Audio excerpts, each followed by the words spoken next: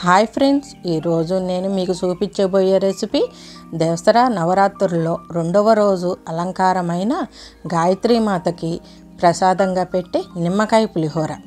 ఈ నిమ్మకాయ పులిహోర ఎంత తేలిగ్గా ఎంత త్వరగా చేసుకోవాలో చూద్దాం.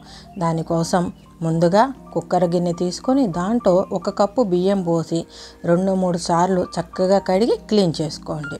క్లీన్ చేసుకున్న తర్వాత ఇప్పుడు 1 కప్పు బియ్యానికి 2 కప్పుల నీళ్లు పోయండి. పోసి చక్కగా పొయ్యి మీద పెట్టి 3 విజిల్స్ రానివ్వండి. ఇలా 1 కప్పు బియ్యానికి 2 కప్పుల నీళ్లు పోస్తే అన్నం పొడి పొడిలాడుతూ చక్కగా ఉంటుంది. తరువాత అన్నం ఆరబెట్టుకోవటం వల్ల కూడాను మనం నిమ్మకాయతో చేస్తున్నాం కాబట్టి చేదు అవ్వకుండా కూడా ఇది దోహదపడిద్ది. అలాగే ఒక చిన్న మీడియం సైజు నిమ్మకాయ తీసుకొని నేను చూపిస్తున్న విధముగా కిచెన్ ఐలాండ్ మీద ఇలా చేత్తో ప్రెస్ చేస్తే నిమ్మకాయలు ఉన్న రసము బాగా వస్తుంది. లేదా చేత్తోనైనా మనం ప్రెస్ చేసినా సరిపోతుంది.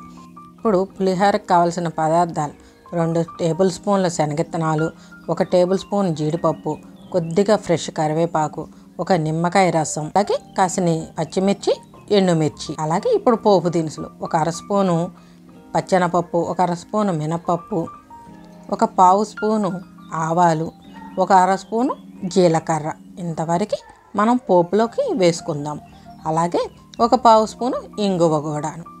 ఇలా అన్నీ ఒక దగ్గర పెట్టుకోవటం వల్ల పొద్దున పూట పూజా సమయంలో హడావిడి లేకుండా కొన్ని మర్చిపోవటం, పోపు మాడిపోవటం, ఎక్కడున్నాయా అని ఎతుక్కోవటం, ఇలాంటివన్నీ మనకి ఇబ్బందులు లేకుండా కూడా ఈ పోపుని మనం చక్కగా చేసుకోగలుగుతాం. ఇప్పుడు బాండీ ఒకటి తీసుకొని దాంట్లో 3 టేబుల్ స్పూన్ల ఆయిల్ తీసుకొని దాంట్లో ముందుగా మనం తీసుకున్న శనగ విత్తనాలు వేసి అవి కొంచెం చిటపట్లాడేటప్పుడు మిగతా పోపు దినుసులు కూడా వేసుకోవాలి. అవి కొంచెం వేగిన తర్వాత పచ్చిమిర్చి ముక్కలు, ఎండుమిర్చి ముక్కలు కూడా వేసి అవి కొంచెం చిటపట అన్నీ మీద పడుతుంది నూనె, కొంచెం దూరంగా ఉండండి. తర్వాత అవి కూడా వేసిన 2 సెకండ్ల తర్వాత జీడిపప్పు కూడా వేసి అవి వేసిన ఒక 2 సెకండ్ల తర్వాత కొద్దిగా ఇంగువ వేసి ఇప్పుడు కరివేపాకు, అలాగే పావు స్పూను పసుపు వేసి ఎమ్మటే ఈ మనం తీసుకున్న నిమ్మకాయ రసం కూడా వేయండి. వేసిన ఎమ్మటే ఈ పోపుని మనం ముందుగానే ఆరబెట్టుకున్న అన్నంలోకి వేసి సరిపడా సాల్ట్ కూడా వేయండి. ఇప్పుడు ఈ పోపు అంతా అన్నంలో కలిసేటట్టు చక్కగా కలపండి. నేను 1 కప్పు రైస్ తీసుకుంటే దాంట్లో సగం మాత్రమే నేను పులిహోరగా కలుపుతున్నా. నేను తీసుకున్న క్వాంటిటీకి 1 నిమ్మకాయ సరిపోయింది. మీరు తీసుకునే క్వాంటిటీని బట్టి పులుపు చూసుకోండి. మీరు ఎంత పులుపు తినగలిగితే అంత నిమ్మకాయ రసం వేసుకోవచ్చు. చూశారు కదా, సింపుల్గా మన నిమ్మకాయ పులిహోర రెడీ అయిపోయింది. ఈ చక్కని తేలికైన నిమ్మకాయ పులిహోరని మీరు తయారు చేసి మీకు ఎలా వచ్చిందో నాకు కామెంట్ చేయండి.